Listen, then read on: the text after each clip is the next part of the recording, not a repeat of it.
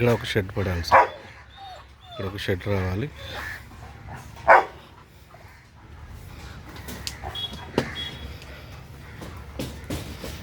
మధ్యలో పాత office room ఉండేదిగా తీసాను. సో మొత్తం డైరెక్ట్ ప్లేయింగ్ ఏరియా ఎక్కువ పెట్టాను. ఈ షెడ్ ఒకటి రిపేరింగ్ ఉంది చిన్నది.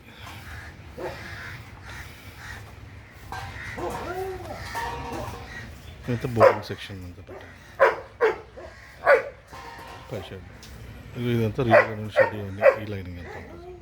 ఇది చిన్నది కొద్దిగా షెడ్ రిపేరింగ్ ఉంటుంది. నెక్స్ట్ ఇంకో షెడ్ ఒకటి పడాలి.